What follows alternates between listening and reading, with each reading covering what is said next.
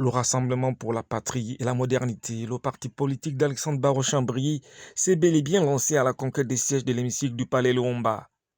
À Koulamoutou, chef-lieu de la province de Logouelolo, le RPM a présenté des candidats aux législatives et aux locales prochaines. Nathalie Kenge, leader de cette formation politique au 2e arrondissement de la commune de Koulamoutou, est candidate à l'élection législative et tête de liste pour les locales. Elle a été présentée aux populations à l'occasion de la série de causeries qu'elle a organisée pour faire passer le message du RPM. C'est M. Barre-Chambry. Il a investi une de vos filles, une de vos sœurs. Mais je ne pense pas que si j'étais avec eux, ils allaient m'investir. Parce que là-bas, ce sont les clans. Ce sont les familles, mes sœurs et mes frères. Je parle avec le cœur. On n'est pas fatigué. Les mêmes noms depuis des années. Les mêmes familles depuis des années. Vous voulez le changement? Est-ce que vous voulez le changement? Est-ce que vous voulez le changement?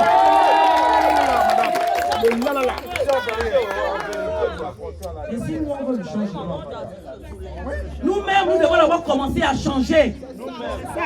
Parce qu'on veut une chose et son contraire.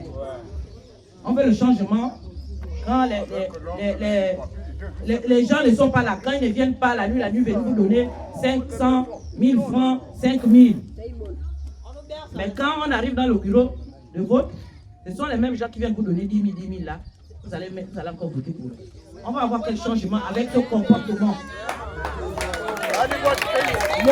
Vous voulez avoir quel changement avec le comportement de vendre vos voix?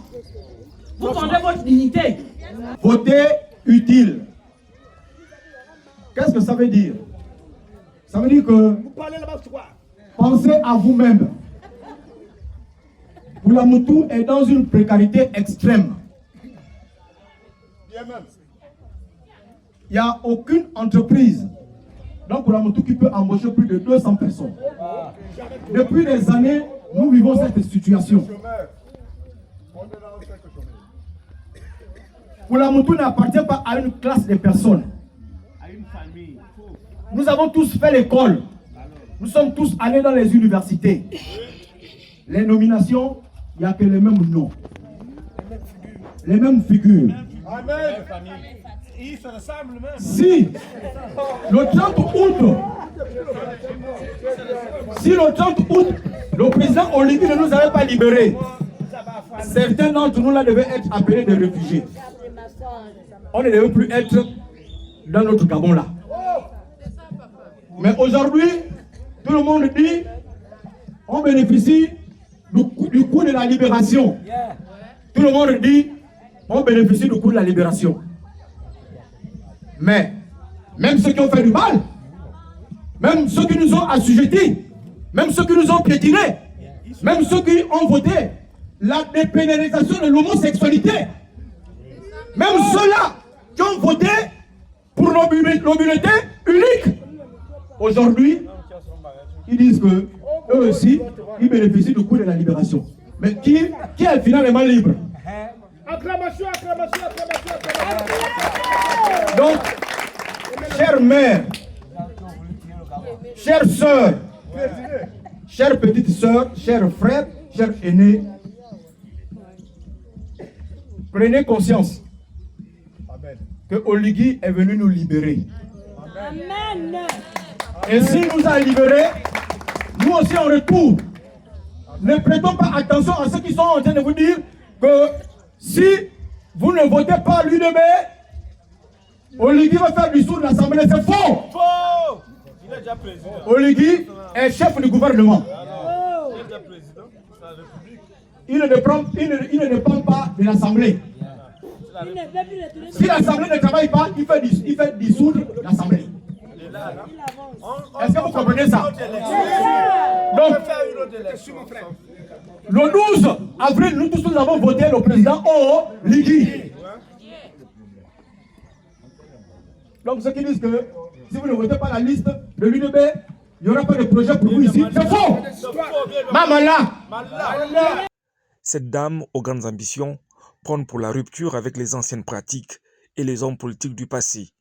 Aujourd'hui, le Gabon a besoin d'une nouvelle classe politique. Il est temps que nous donnons la chance aux autres Gabonais qui n'ont jamais peut-être participé à la chose politique de pouvoir démontrer ce qu'ils sont capables de faire ou d'apporter par rapport au changement inspiré par notre président, Brice-Clotaire Rodrigue. Aujourd'hui, il est venu, il a libéré les Gabonais. Oui, nous pouvons parler en paix, nous pouvons tenir nos meetings en paix, mais nous devons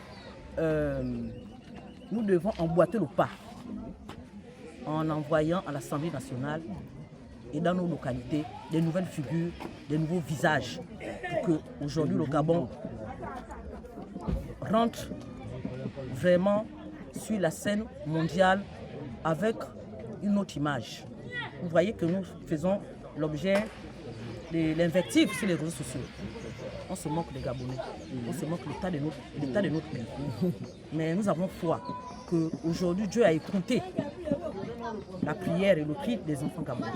Il nous a envoyé quelqu'un qui a une grande vision de changement de notre nation.